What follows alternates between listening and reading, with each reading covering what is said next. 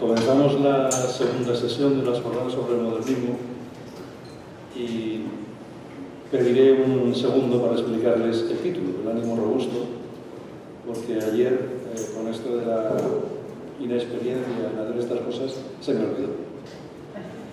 Bueno, el ánimo robusto es un ánimo robusto. Es una expresión que sale en la Oda al Atlántico de Tomás Morales, que casualmente el mensaje que dio Carmen Márquez ayer aparecía en la pantalla dentro del poema completo.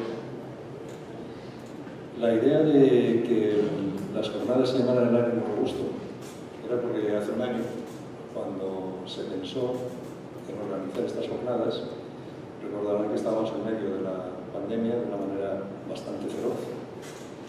Y yo explicaba ayer que ni siquiera teníamos la sensación de que las jornadas podían ser presenciales, sino que pensábamos que iba a ser online. Y por eso había que buscar un título adecuado a ese momento y a esa manera de entender las cosas, pensando que quizás hubiera un futuro mejor en el que volver a reunirnos. Y entonces no se nos ocurrió otra cosa mejor que coger estas dos palabras del poema y decir, vamos a mantener el ánimo robusto, a ver si de esta manera conseguimos algo bueno. Y bueno, lo bueno es que efectivamente con esa filosofía de vida hemos llegado aquí, estamos aquí, físicamente, nos vemos, nos podemos tocar también, lo justo, ¿no? Pero que ya es bastante, después de lo que hemos pasado, ¿no? Y podemos compartir estas jornadas con todos estos protagonistas ilustres que nos visitan y que es un grupo contar con ellos. Así que en el día de hoy tenemos primero a Antonio Daniel Montes García, más Daniel Montes de Oca, que es natural de Las Palmas, doctor en Historia del Arte por la Universidad de Salamanca, magíster en Museografía y Montaje de Exposiciones por la Universidad Complutense de Madrid, experto por la Universidad de St Andrews de Escocia y director gerente del Museo Néstor desde 2003. Ha desarrollado su labor investigadora en diversos campos, entre los que destacan el estudio de las artes decorativas, la influencia de los orientalismos en los jardines históricos, igual que sobre los movimientos simbolista, Art Nouveau y Art Deco. Ha comisariado numerosas exposiciones sobre la importancia del coleccionismo privado, el ukiyo-e o la fotografía histórica. Asimismo, ha impartido conferencias y cursos en diferentes instituciones dedicadas a la docencia y difusión cultural. Es autor de numerosos ensayos, catálogos o reseñas, entre los que destacan las redactadas por el Diccionario Bibliográfico de la Real Academia de Historia. En la actualidad es presidente de la Mesa Técnica de Patrimonio y Memoria Histórica del excelentísimo Ayuntamiento de Las Palmas de Gran Canaria, vocal de la Fundación Aquorum y miembro de la Real Sociedad Económica de Amigos del País de Gran Canaria, así como del Comité Científico del Museo del Gobierno de Canarias. Con ustedes, Daniel Montes de Oca. Muchas gracias. Ustedes saben que yo me tengo que levantar porque si no, no soy yo. Yo me tengo que mover. Es ese nervio que tengo como Néstor, que parece que ya es primo hermano mío. Ay, qué necesidad de un revolcón, ¿verdad? O lo que decías tú de que ya nos podemos tocar un poquito. No, hay que tocarse ya de todo. Es que hay que tener ya ganas del tema. A mí, como siempre, este es un tema que me apasiona tanto en cuanto que mi tesis justamente es el Art Nouveau y el Art Deco. Y entonces, pues claro, me muevo, creo yo, más o menos como pez en el agua, porque es una etapa que me fascina. Y sobre todo Néstor, que está justo en la meridiana de esos dos estilos. Néstor, a ver, porque yo en la técnica solemos tener siempre algún problema. Néstor modernista. Yo siempre he puesto entrecomillado lo de Néstor modernista. Porque Néstor es primordialmente simbolista. Pero claro, el Art Nouveau, el modernismo, el modern style, según como quieran llamarlo, está muy conectado. Y lo veremos en este camino. Vamos a poner a Néstor en su momento, en su cronología.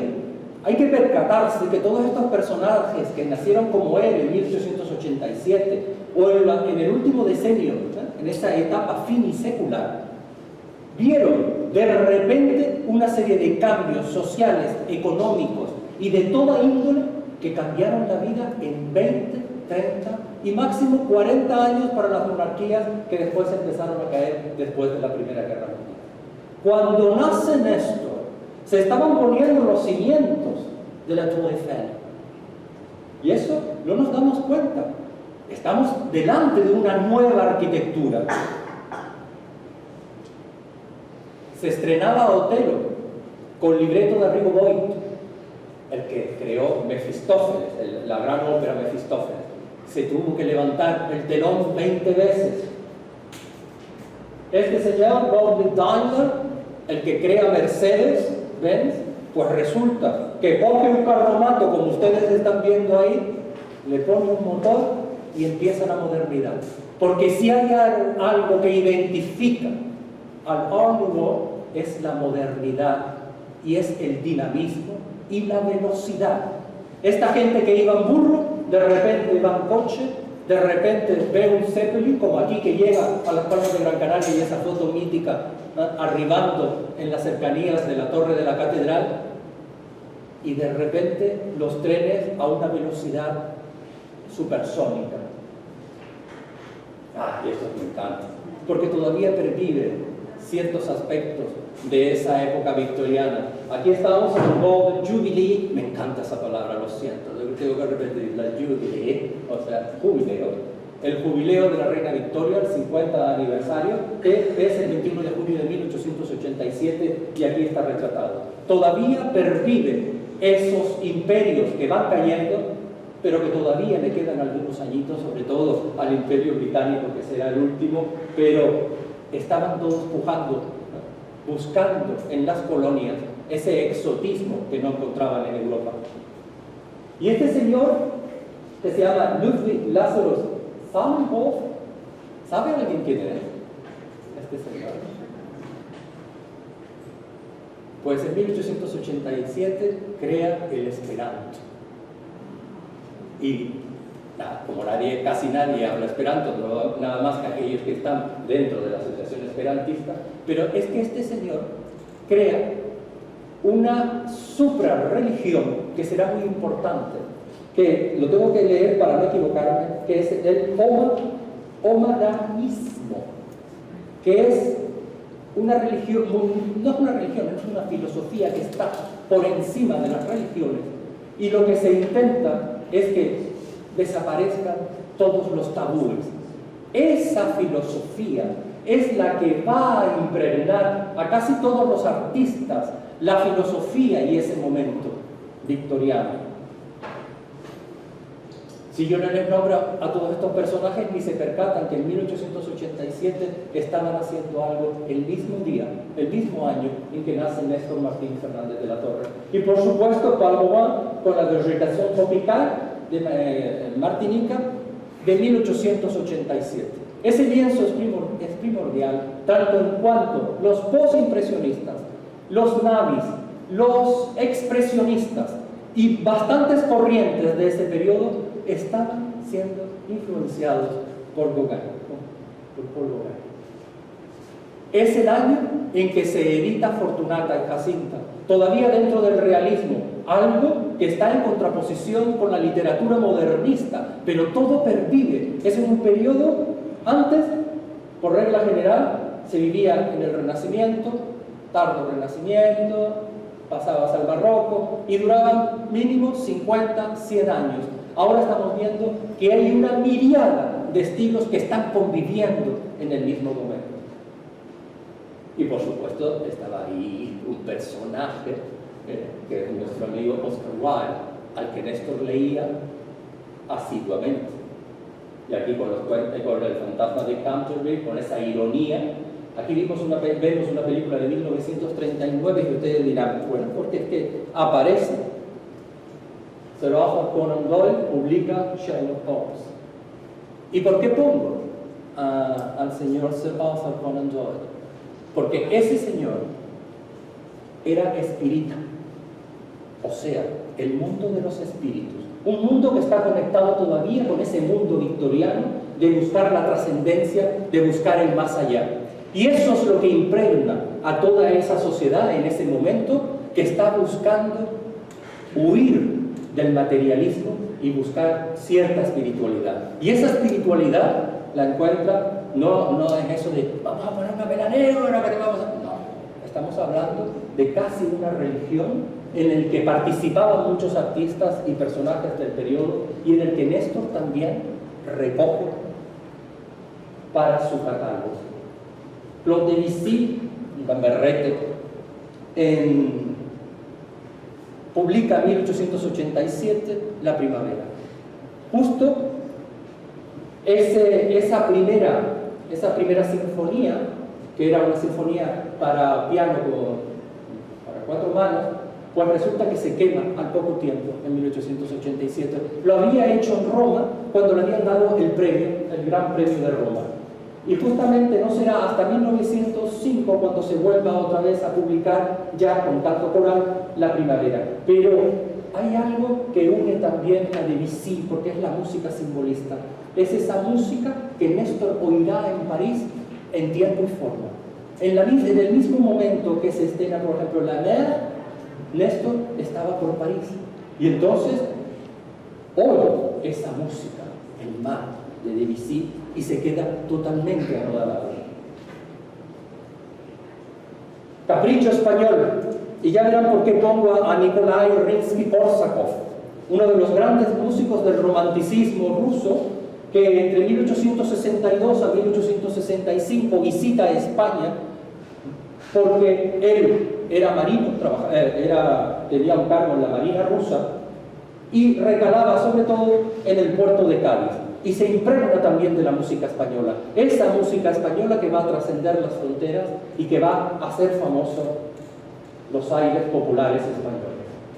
Y este individuo, Emil Berliner, ¿quién lo conoce? No vean ustedes lo necesario que fue este hombre. Judío, se tiene que exiliar a Estados Unidos, es el que crea el gramófono. No se podrán imaginar lo que supone para un hombre de finales del siglo XIX oír su propia voz, oír la música y oír las voces de otros. Eso fue una revolución. Este señor fue el que creó la Deutsche Grammophon y creó el disco de vinilo, lo que nos salvó la música. Y todos estos personajes nacieron justamente el mismo año que Néstor. Néstor, un pintor anclado en el modernismo, en el simbolismo, pues tendrá que luchar estilísticamente con Alexander Archipenko, cubismo. Conoce a Arthur Rubinstein en Barcelona, y eso es muy importante, porque Rubinstein, desde que visita España alrededor de 1916, empieza a incorporar a su repertorio pianístico a Falla, a Granados, Albéniz, etcétera, etcétera. Y eso es importante para la difusión de la música española a nivel internacional. August Mahler, que es de la Berliner, de Blaue Berliner, lo siento, yo he estudiado alemán muy poco, pero creo que es más o menos, Die Blaue Berliner, ¿cómo se llamaba caballero? Jinete. De Blaue Berliner, que no me salía, Dios mío, como me turullo. Pues justamente, Carlos Gardel, Giorgio O'Keeffe, la gran pintora del modernismo americano, Gregorio Marañón, que fue amigo de Néstor y lo apoyó en muchos casos, Juan Gris, que estaba viviendo en París y estaba ya preconizando el cubismo, Marcel Duchamp con el dadaísmo, Nadia Boulanger. ¿Quién no estudió con Nadia Boulanger música en aquel momento? Es la gran pedagoga de la música en ese momento, en el que muchos autores españoles también se van a París porque quieren estudiar con Nadia Boulanger. Y ahí está Victoria Eugenia von Hesse, Darmstadt, von Kobu, Saxe y demás. O sea, nuestra reina Victoria Eugenia, que nace justamente en el año 1887 y que visitará en muchas ocasiones con su esposo las exposiciones de Néstor en Madrid.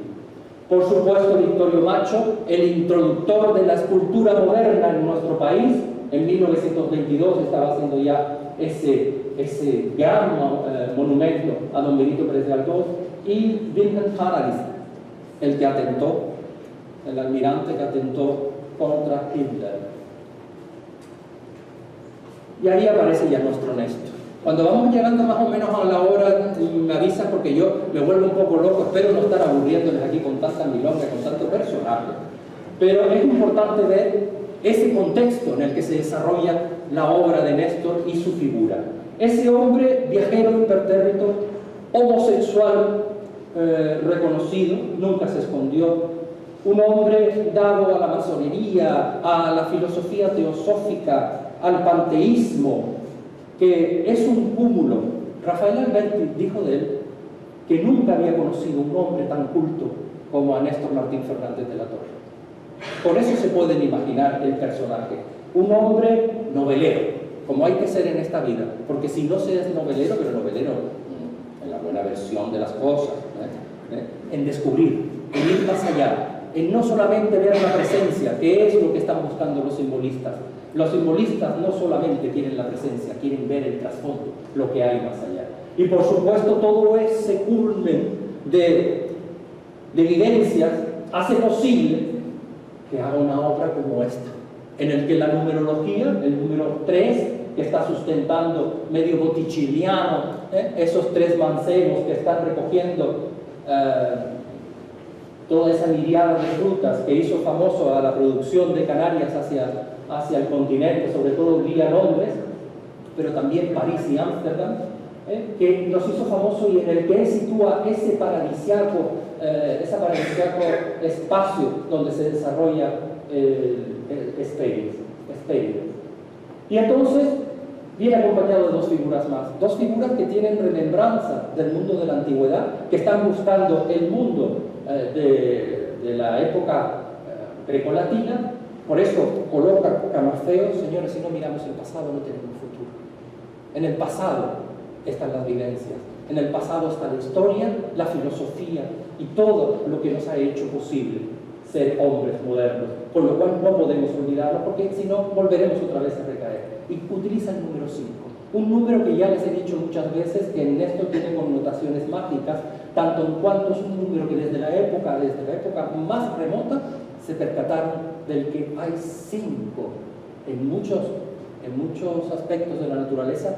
Muchas flores tienen 5 pétalos. Entonces el 5 se repite mucho en la naturaleza.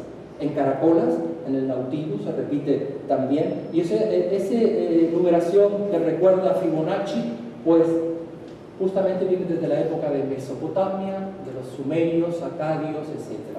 Y entonces el número 5 tendrá siempre connotaciones muy fuertes, benignas, de fecundidad, de fertilidad, y por eso coloca a estos 5 personajes en el que él por fin aparece junto a la mujer a la misma altura. Hasta ese momento, percátense que la mujer tenía que estar una cabeza más abajo del hombre. No, la mujer está buscando ese espacio necesario en un periodo tan definitivo como es finales del siglo XIX y principios del XX.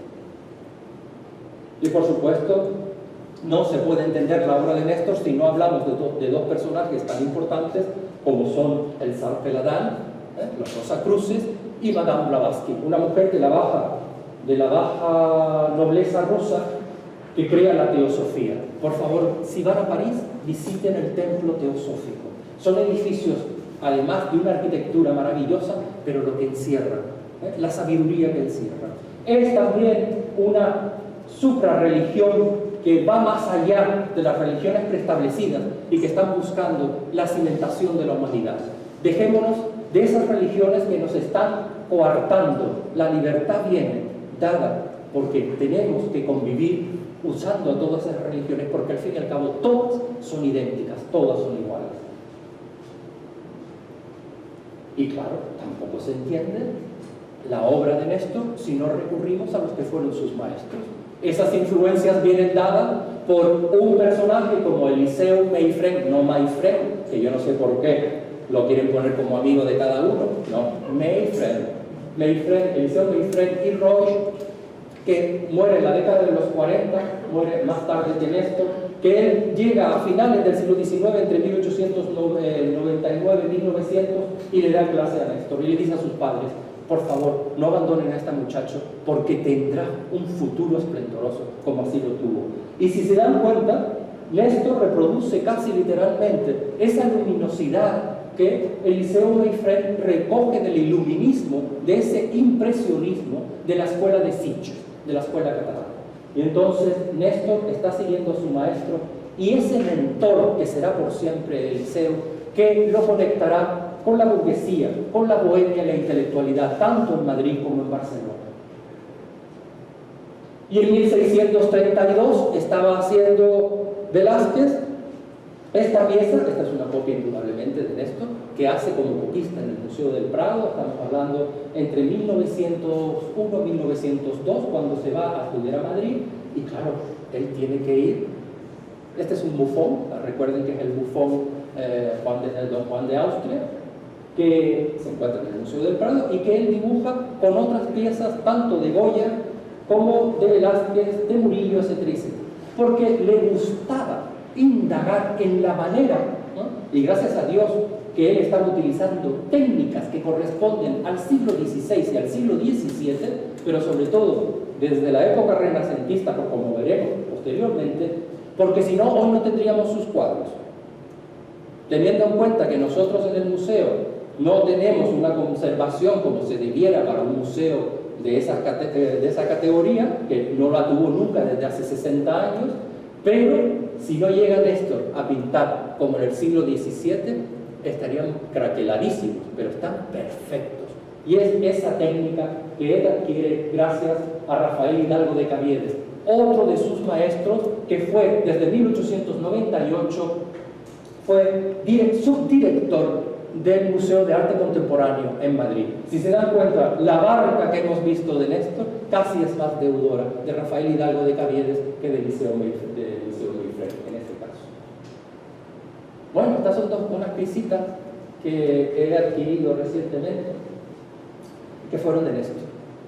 Y aquí vemos cómo Néstor se acerca al mundo del modernismo, del Art Nouveau, también por medio de las artes decorativas. Paul Beyer era uno de los ceramistas más importantes que estaba trabajando tanto en Alemania como en Francia, pero sobre todo en Francia. Paul Beyer es el que vuelve a rescatar la técnica del Grès, técnica que están buscando las referencias orientales, sobre todo japonesas. Y si ven, las piezas son pequeñitas, son mini, unas miniaturas en el que se ven las texturas, se ve el color, cómo va metiéndose por los poros del Grès, porque el Grès es un material poroso, duro, resistente, pero de una gran belleza lumínica, como pueden ver cuando se le da el engobe. Y uno de los grandes maestros, yo no sé si en algún momento se ha hablado aquí de la École de Nancy. La escuela de Nancy fue importantísima para el modernismo, para el Art Nouveau. No se entiende el Art Nouveau francés ni a nivel internacional si no se estudia la escuela de Nancy. En la École de Nancy estaba Takashima, que era japonés, estaba este señor, que es Émile Gallet, que fallece desgraciadamente en 1905, estaban los hermanos Dom, estaba Majorel, estaban los grandes, por así decirlo, del modernismo francés. Y ahí vemos cómo empiezan a rescatar técnicas de la antigüedad. Esta es una talla al camafeo, tratado al ácido, en el que se ve esa necesidad de recuperar todo el panteón botánico, esa necesidad de buscar la naturaleza, de acercarnos a la naturaleza, a esa naturaleza que desgraciadamente por la industrialización nos estábamos apartando y estábamos desapareciendo. ¿Hoy en tiempo y forma? No. Bueno, otra de las fuentes de gran influencia son los prerrafaelitas. Cuando Néstor visita Londres en 1904, va buscando a todos esos personajes. Va buscando a la hermandad prerrafaelita, a esos personajes como Dante Gabriel Rossetti, que además era poeta, y esta es Mary Stuart, la esposa que se suicida con Laudano después de dar un hijo muerto, mortinato, pero desgraciadamente porque Dante Gabriel Rossetti le ponía no cuernos, tenía una cornamenta que iba más allá de lo habitual, y esta pobre mujer no lo pudo. Pero Néstor está mirando a todos estos hombres porque ellos están dando códigos que aparentemente solamente, si ustedes no tienen una cultura sublime como la tuvo Néstor, no sería muy difícil de reinterpretar, porque simplemente vemos un retrato. Pero esas flores ya nos están indagando, de que está hablando ya de la muerte. Esas flores están cayendo.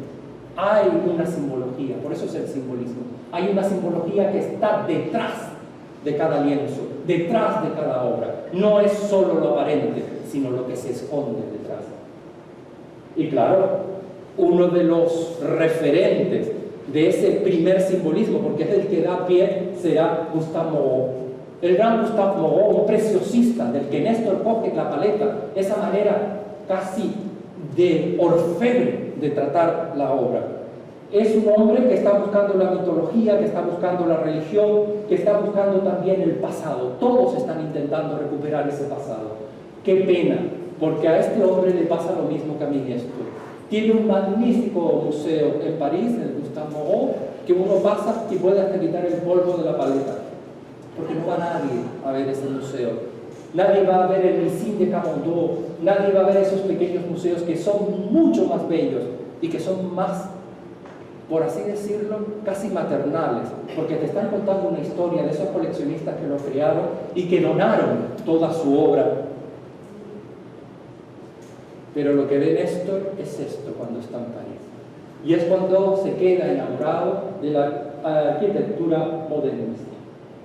Parece mentira que Héctor Guimard, el gran arquitecto del modernismo, con esas formas asimétricas, ondulantes, que tienen un débito también de la cultura oriental, sobre todo de Japón, muriera en 1945 en Nueva York, olvidado por todos y casi en la pobreza. Se había tenido que exiliar con su esposa, que era judía, y se fueron a Estados Unidos. Y todo este repertorio que ustedes están viendo, esos galés se tiraban a la basura. Esa porcelana, esa cerámica se tiraba a la basura porque había pasado de moda. Los muebles que había hecho Guimard, como todos los prerrafaelitas y todo lo que no solamente pintaban, sino que tejían, todo eso se tiró a la basura en muchos de los casos porque pasaba de moda.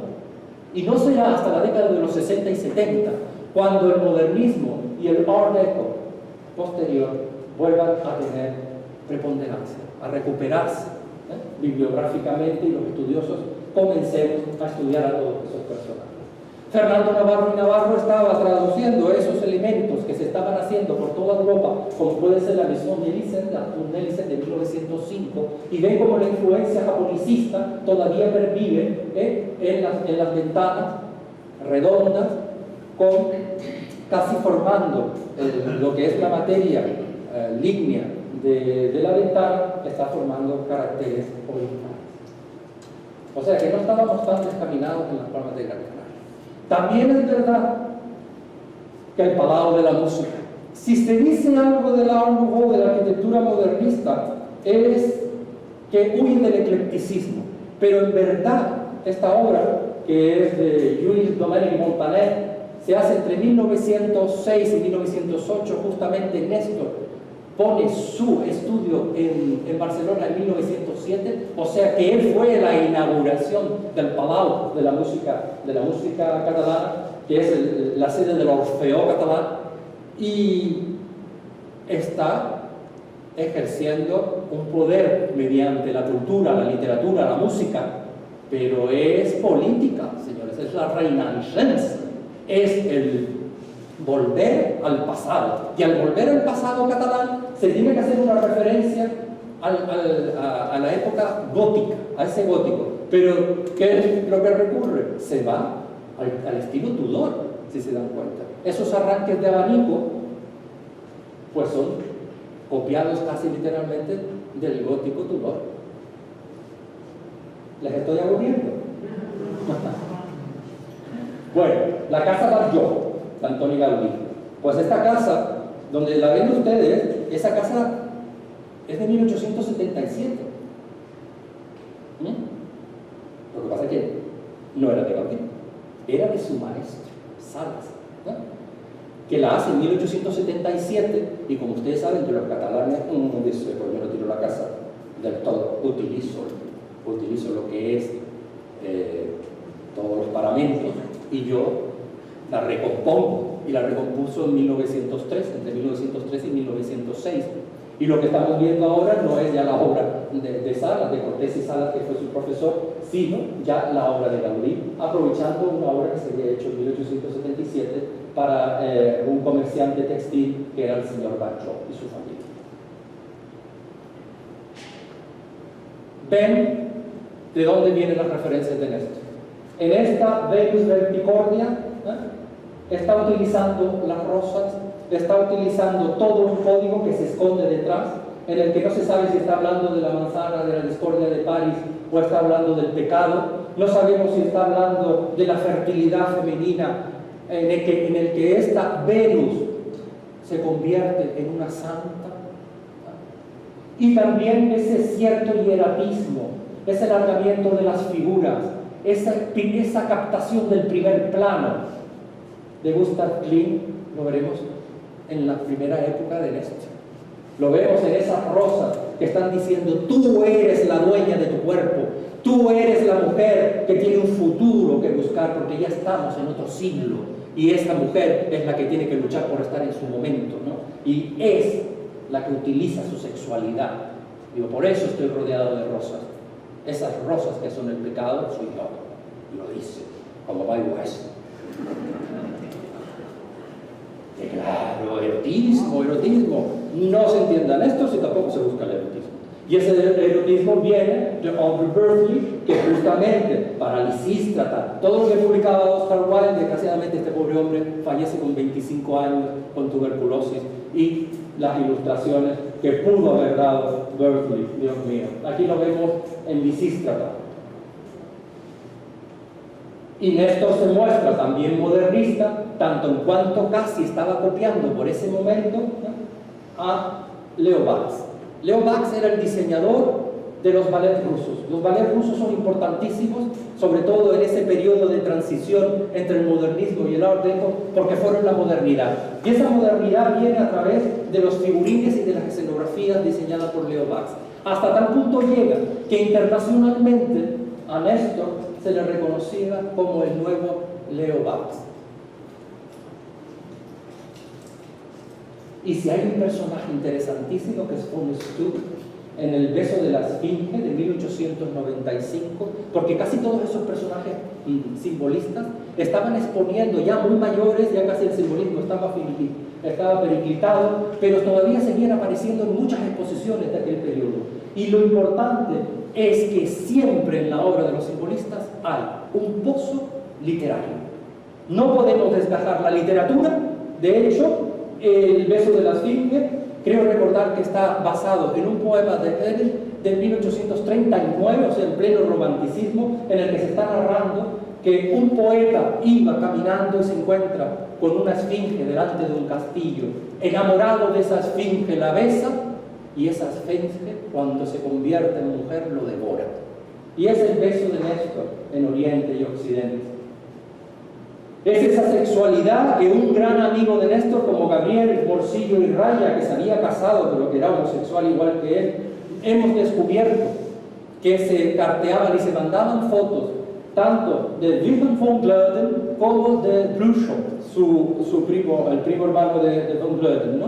De esos desnudos de tauromina que se hicieron a principios de siglo, en el que se retrataba a la belleza de la juventud, sobre todo masculina. Yo la verdad que aquel hombre que llegó a pintar hasta Franco, yo no sé cómo no lo fusilaron, el pobre. Porque Gabriel Morcillo y Raya, bueno, su mujer vivió cañadita toda la vida. Y si hay otro personaje también importante por lo etéreo de la luminosidad y porque fueron los denominados como Henri Martin, es Le Cinader. Le Cinader es un pintor vinculado al simbolismo, pero que matiza la luz de tal manera que solamente muy pocos consiguen captarla, y eso lo hace nuestro amigo Néstor Martín Fernández de la Torre. Y lo que estamos viendo en el Teatro Pérez Galdós es un remedio de lo que ya se había hecho en el Renacimiento, sobre todo de este personaje que era Carlo Crivelli, en el que podemos ver justamente lo que Néstor después retratará y que tanto las guirnaldas de frutas, esas guirnaldas de frutas que tienen ritmo, porque la numerología aparece tanto en el Salón Camille Saint-Saëns como aparece también en el escenario. Están el 9, el 12 y el 13 representados, que son números mágicos, números que están conectados con la Trinidad, con la religión católica, con la tradición judio-cristiana, pero que también pervive en otras religiones, como es la hinduista. Y de Crivelli conocemos poquísimo. Es un pintor del Renacimiento, pero que todavía sigue esas pautas del tardo gótico, y es un personaje importantísimo. Y en 1911 se une con 3 decadentistas más igual que él, Ismael Smith, Mariano Andreus y Laura Albéniz, y crean un grupo que desgraciadamente duró muy poco, pero que fue muy importante porque fue la introducción del decadentismo en nuestro país. La noche. Ay, Dios mío, que no me da tiempo. A ver. Aquí hay que... 10 minutos. Vale. Y soñé. Complicadas quimeras inundaron de luz mi memoria. Vi una isla con vastas praderas. Como el noble mentor Néstor, eras el señor de esta tierra ilusoria. Noble mar de las gracias serenas, celebrado de heroicas acciones. Viejo mar, cuyas ondas serenas sonrosaron de amor las sirenas y domaron los roncos tritones. No se entiende tampoco la obra de Néstor si la desgajamos de esa vinculación literaria con Tomás Morales, con Alonso Quesada y con Saúl Toro.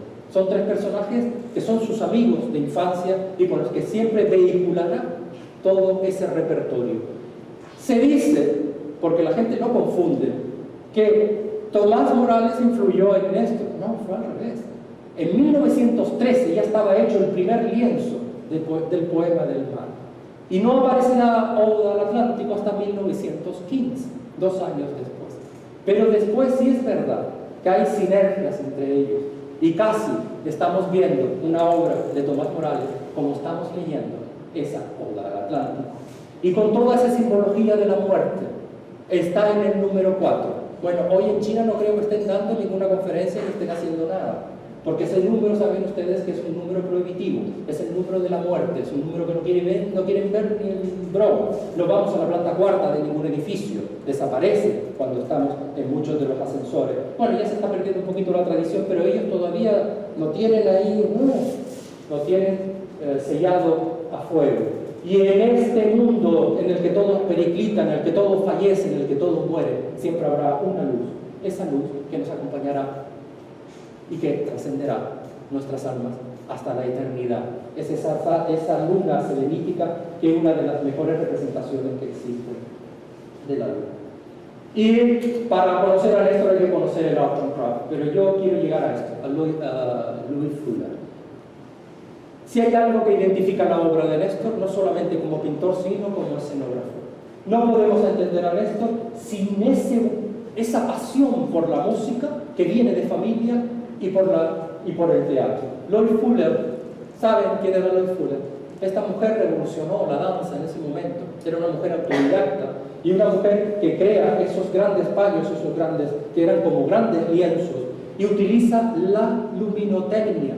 Fue una de las primeras en utilizarla de manera científica. Hasta los científicos reconocieron la labor de Louis Fuller como una de las grandes escenógrafas y de una de los personajes que mejor utilizaron la luz para resplandecer en el escenario.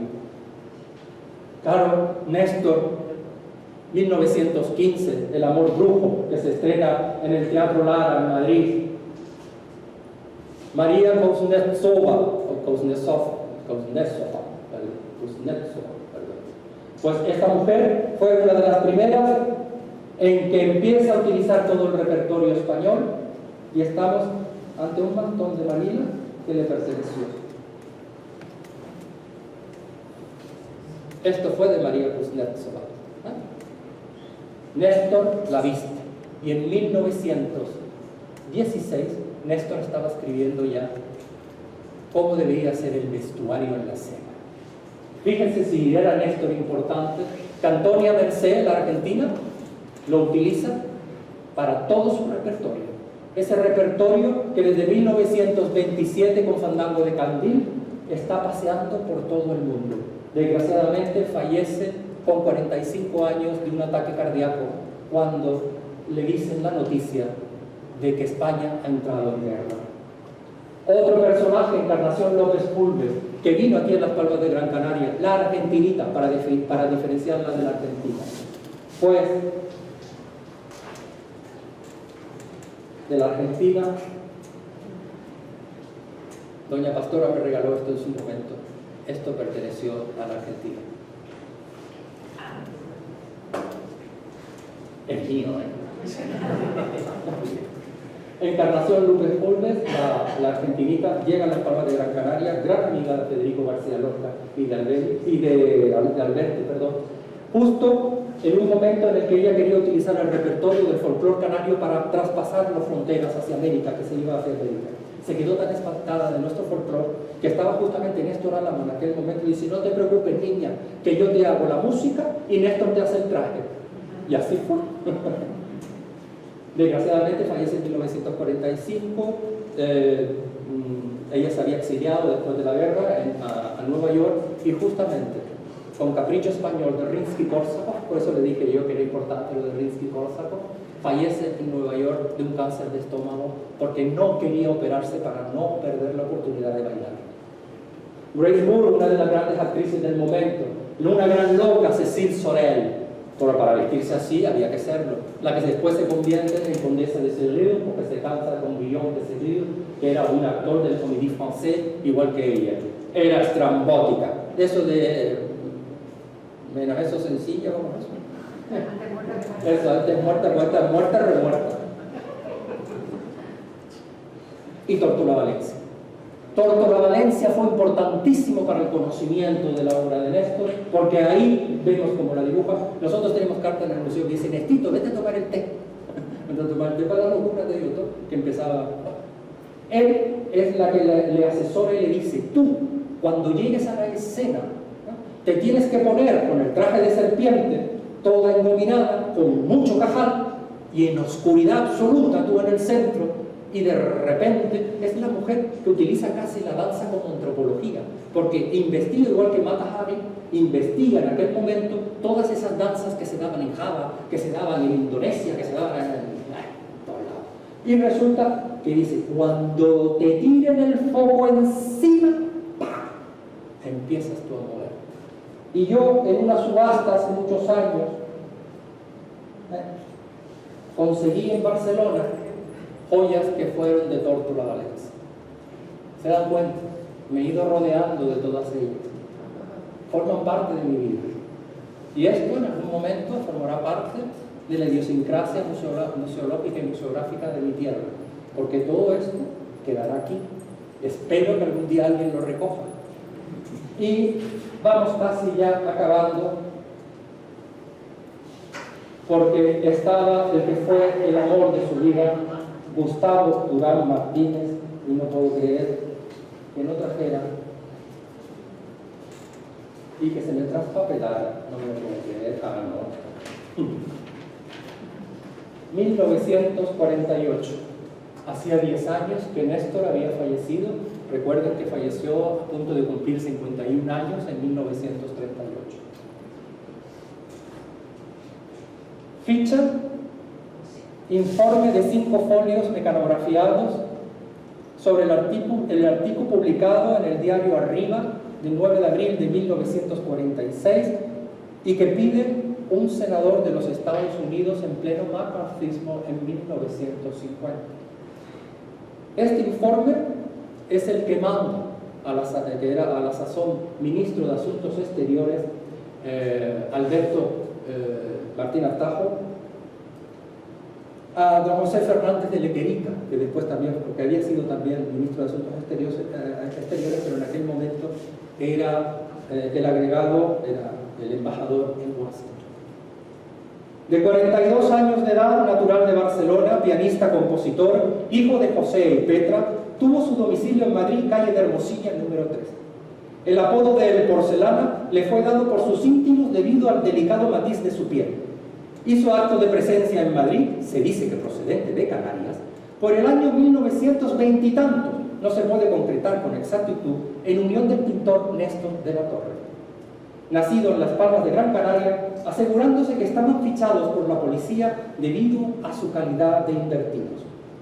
Este hecho no puede probarse documentalmente debido a que cuando se inició el movimiento nacional, el gobierno republicano marxista dio orden de destruir las fichas y antecedentes que existían en la Dirección General de Seguridad de elementos extremistas, la mayor parte de los cuales figuraban en puestos preeminentes de la que era zona roja. Ya conocido en los círculos intelectuales, aprovechando sus amistades, Durán pudo enrolarse en la Compañía de Arte Español organizada por Antonia Merced, la argentina, para salir al extranjero en calidad de pianista del conjunto. Realizó, pues, Gustavo Durán la gira artística por diversas capitales europeas, consiguiendo gran éxito en el fandango de Candil. Expulsado de Alemania, llegó a París, donde encontró clima extraordinariamente favorable para su perversión. Disfrutando de nuevo la protección de Néstor, que estaba instalado en París, concurrieron ambos a lugares de escándalo propios de la baja moral, por ellos sustentados. No es para reírse, desgraciadamente. Es una profunda tristeza que dos personajes tan importantes... ¿Cómo hacemos para que se vea el vídeo? Porque ya he acabado.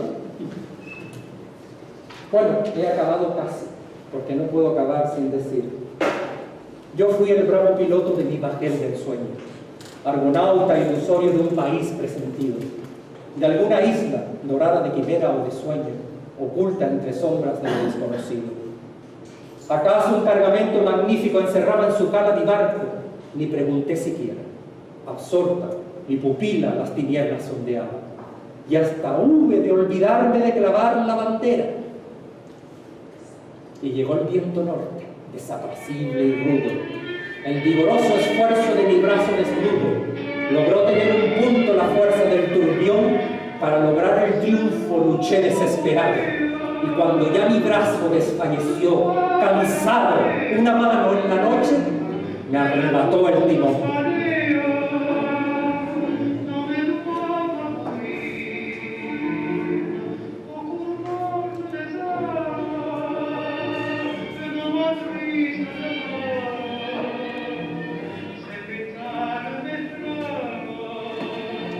Y oleremos a esas mujeres. Vayan pasando.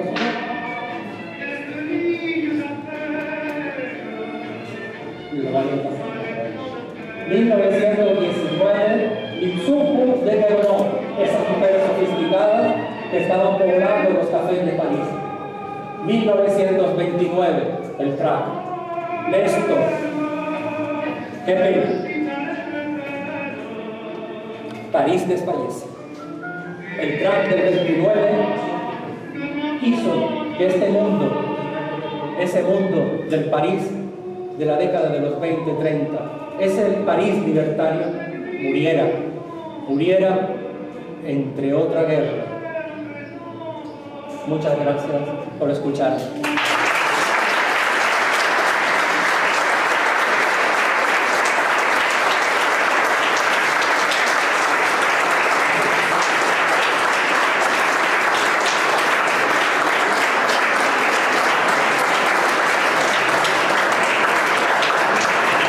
De Tino Rossi. Yo, como estoy ahora guardando todo esto para no hablar, no me digan que no es hermosa la canción. Esto también era de Néstor. Esto también me lo regaló doña Pastora, que yo la consideraba como casi de mi propia familia. Es una postal, una mera postal. Pero es que Néstor tenía muchas cosas que lo vinculaban con el mundo oriental. De hecho, hasta amigos japoneses que eran pintores y que estaban establecidos en París en aquel momento. Esto no tiene ningún valor. Tiene el valor de que fue de Néstor. Y eso para mí es muy importante.